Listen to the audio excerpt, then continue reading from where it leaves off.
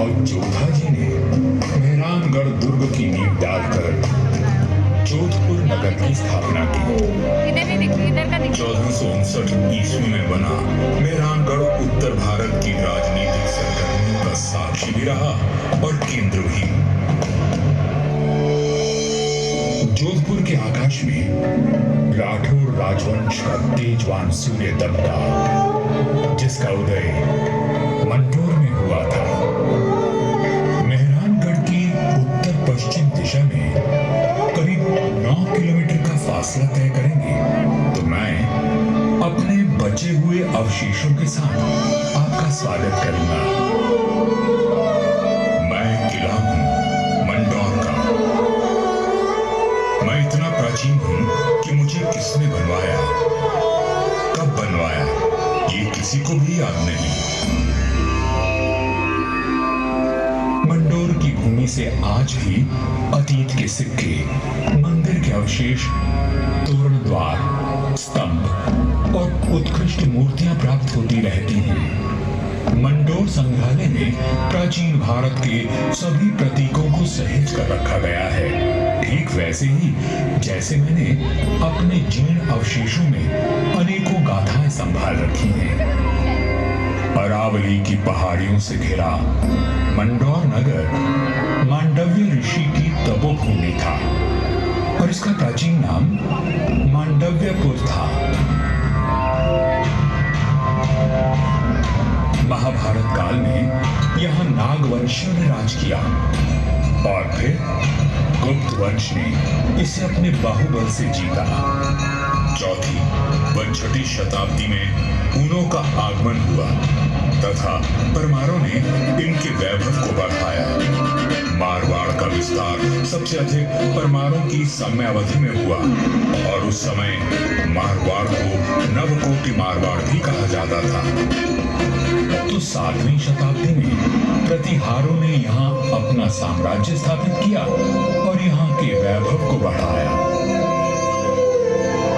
मेरे साथ चलिए उस बीते हुए काल में जब तलवारें खड़कती थी, रणभेरी और नगाड़े कंपायमान होते थे, वीर हुंकार भरते थे और रणबांकुरों के जय घोष से आकाश गूंज उठता था।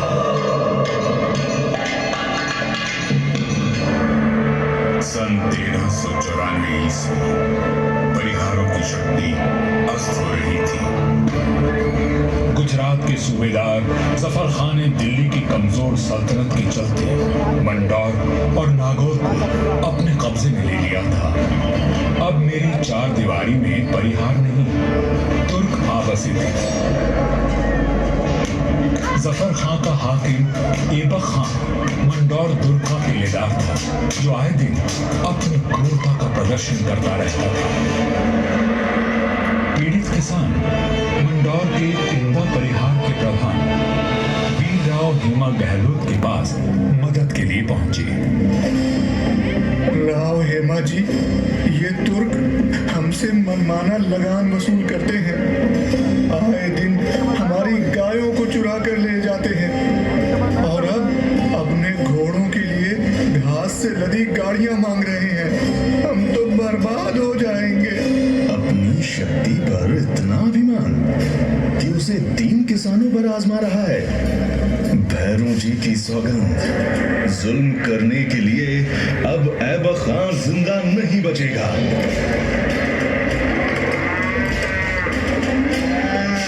शक्तिशाली शत्रु से लड़ने के लिए बल और बुद्धि से वार करने की योजना बनाई गई। घास की कई 100 गाड़ियां तैयार की गईं और हर गाड़ी में हथियार लिए योद्धा छुप कर बैठ गए। गाड़ियां जैसे ही किले के भीतर पहुंची, क्षत्रियों ने नारा लगाया,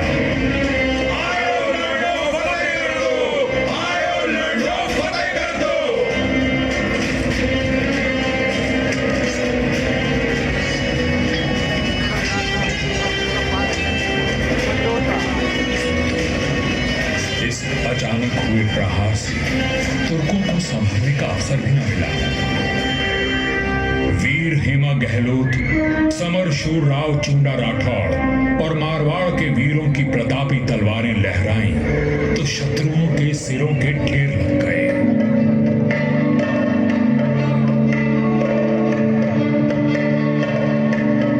इसी जीत की याद में आज भी मंडौर में राव महोत्सव मनाया जाता है।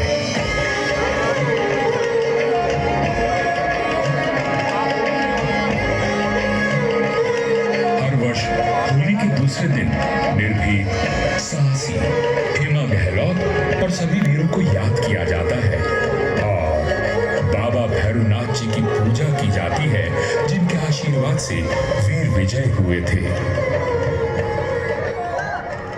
मंडौर विजय के बाद भी इंदा परिहार का मन अशांत था, क्योंकि ये नगर शत्रुओं से घिरा हुआ था। तब उन्होंने शक्तिशाली राठौड़ वंश को राज सौंपने का निश्चय किया। इंदा के मुखिया राय धवल ने अपनी पुत्री का विवाह राव चुंडा से करवाया और दहेज में मंडौर का दुर्ग दे दिया गया। राव हेमा गहलोत ने राव चुंडा का राज तिलक किया और भाटों में मंगल गान गाया।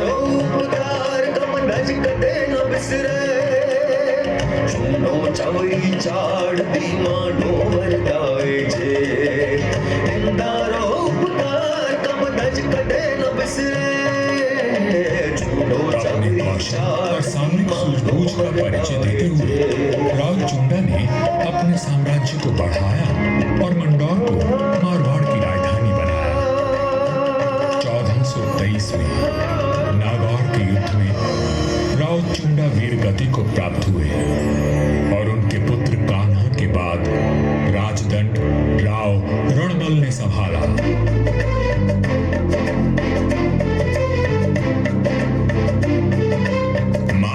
और मेवाड़ में घनिष्ठ संबंध थे, परंतु मेवाड़ नरेश राणा कुंभा के कान भरने लगे।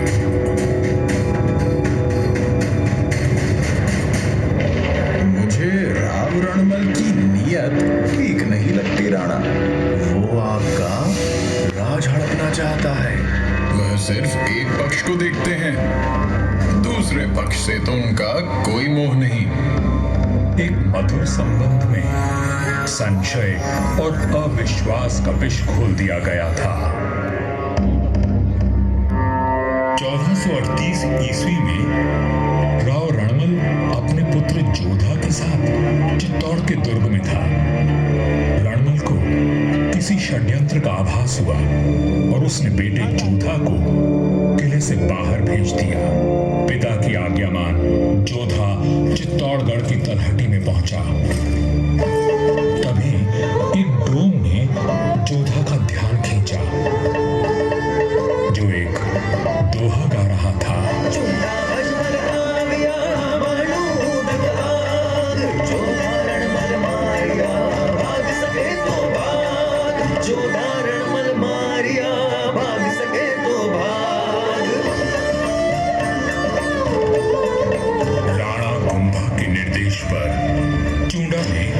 राव रणमल की हत्या कर दी थी।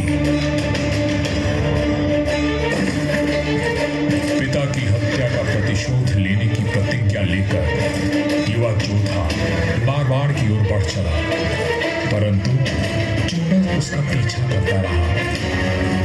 वह राणा कुंभा का ताऊ था और मारवाड़ का पुराना बैरी।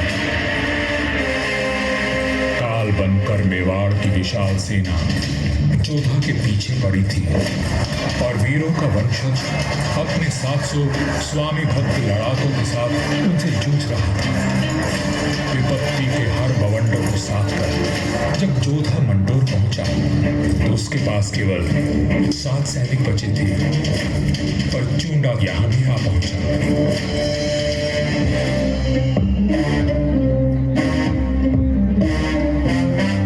चुंडा बोला, मंडोर किले का कोना कोना छान मारो। रणमल ने मेरे भाई राघव देव को मरवाया था, मैं उसके वंश का नाश कर दूंगा। हुजूर, जोधा जांगलू प्रदेश की ओर भाग गया है। आप कहें तो उसका पीछा खुद ही मर जाएगा। तुम राणा कुंभा के पास संदेश भिजवाओ, मंडोर पर अब हमारा राज है। पिता की निर्मम हत्या की पीड़ा और राज खो देने का अपमान लिए जोधा भटक रहा था। हर ओर शत्रु घात लगाए बैठे थे, पर जुझारू जोधा ने आस और विश्वास नहीं खोया। 15 वर्षों तक संघर्ष और अथक प्रयास करने के बाद जोधा ने दुर्भाग्य को जीत लिया। चूंडाल की मृत्यु हो चुकी थी और मंडोर को राज जोधा ने फिर से जीत लिया था। समय बदल रहा था और देश पर विदेशी आक्रमणकारियों का संकट घेर आया था। ऐसे में एक दूसरे से लड़ने के बजाय मारवाड़ और मेवाड़ ने संधि कर ली।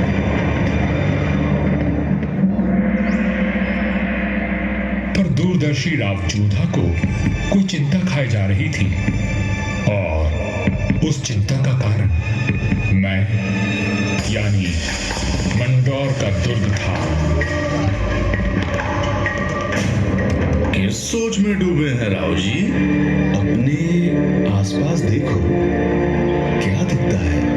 आकाश, जंगल, पहाड़ियां। ये पहाड़ियां ही मेरी चिंता है। कई सौ साल पहले ये काफी ऊंची थी और किले तक पहुंचना कठिन था, पर भारी वर्षा और धूल भरी आंधियों ने इनका कद घटा दिया है। राव जोधा की बात पीड़ादायक परंतु सत्य थी। मैं भी अब बूढ़ा और कमजोर हो चला था, सो मेरा त्याग करके मेहरानगढ़ का निर्माण किया गया और ये सही फैसला था। भारत में जब मुगलों का आगमन हुआ तो राठौड़ राजवंश ने उनसे सीधी टक्कर ली और हार माने बिना संघर्ष करते रहे। इस सब में मेहरानगढ़ ने प्रमुख भूमिका निभाई। जोधपुर का इतिहास प्रेरणादायक वीर गाथाओं से भरा हुआ है। त्याग और देशभक्ति के कीर्तिमान स्थापित करके इतिहास में अमर हो जाने वाले वीरों ने जोधपुर का सर सदा ऊंचा रखा है।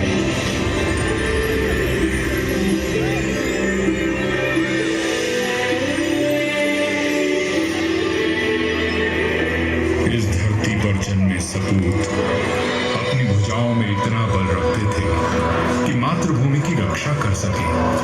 तभी इनकी छत्र छाया में इनकी प्रजा सुखी और समृद्ध हुई। पर यह बात कम ही लोग जानते हैं कि फौलादी सीनों में कोमल भावनाओं का भी वास था। राजधर्म का पालन करने वाले तलवार के धनी इन रणधीरों के मन में नवसृजन और कला के प्रति प्रेम भी बसता था, जिसका प्रमाण आज भी उपस्थित है और इस धरती का सौंदर्य बढ़ाता है। महाराजा अजीत सिंह जी को उनकी सृजनात्मक ऊर्जा और निर्माणों के लिए याद किया जाता है। उन्होंने देवी देवताओं की साल, अजीत पुल, मय पुल और एक खंबा महल बनवाया एवं भेरू बावड़ी और भेरू मंदिर का जीर्णोद्धार करवाया।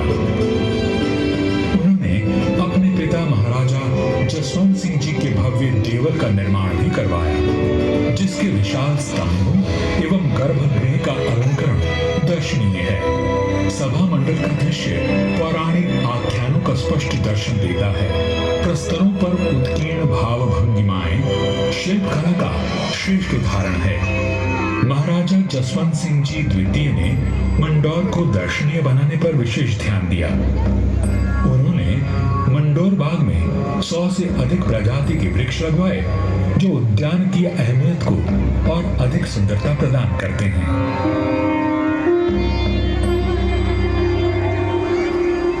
1896 ईस्वी में महाराजा सरदार सिंह जी ने मंडोर के बाग को और संवारा। महाराजा उम्मेद सिंह जी के समय 1923 और 1947 के बीच मंडोर उद्यान को आधुनिक रूप देने हेतु कई कार्य करवाए गए, जैसे नागादरी नहर का जीर्णोद्धार, देवलों व महलों के पास सुंदर बाग विकसित किए गए। इसके साथ ही 4 दीवारी व दोनों मुख्य द्वारों का निर्माण हुआ। मारवाड़ नरेश राव गंगा राठौर जी ने कहा था, नाम तो गीतड़ा या भीतड़ा सूर्यवैर। युगों तक मनुष्य की ख्याति या तो साहित्य सृजन से अथवा बड़े बड़े निर्माण कार्यों से रहती है। राठौड़ राजवंश अपने पराक्रम और निर्माण के लिए अमर रहेगा। मंदौर में स्थित थड़ों एवं देवलों पर बनी अद्भुत मूर्तियां शिल्पकला की नायाब मिसाल है। मारवाड़ के सर्वाधिक शक्तिशाली नरेश राव मालदेव जी से लेकर महाराजा अजीत सिंह जी के देवल आज भी सुंदर नक्काशी एवं बेजोड़ वास्तुकला की छाप छोड़ते हैं।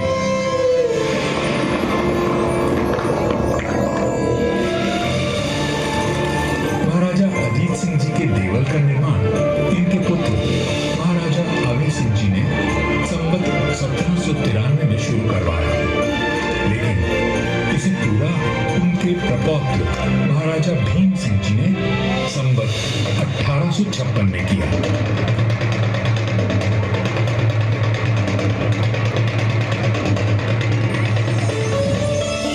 यह राजस्थान के समस्त देवलों में न केवल भव्यतम है, बल्कि अपनी कलात्मकता को सहेजे तत्कालीन शिल्पकला का विलक्षण उदाहरण है।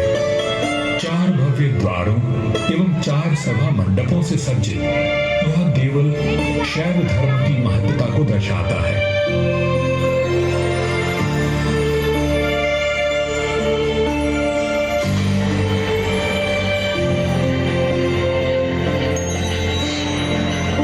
आजादी के पश्चात यहाँ कई विकास कार्य करवाए गए और 1968 में यहाँ के महलों में संग्रहालय की स्थापना की गई। यहाँ जन्मे वीरों और स्वामी भक्तों की मिसाल युगों तक कायम रहेगी। जब वीरपुरी और नागपंचमी को यहाँ विशाल जनसमूह उमड़ता है, तो आज भी हमारे आत्मीय संबंध जीवंत हो उठते हैं। उनकी आंखों में उमड़े प्रेम और श्रद्धा को देखकर मन भाव विभोर उठता है। सदियों के संबंध आज भी अटूट हैं। मुझे तो समय की आंधी ने नष्ट कर दिया, पर मंदौर के देवल, मंदिर, छतरियों और बाग को संभाल कर रखना इस पीढ़ी का कर्तव्य है।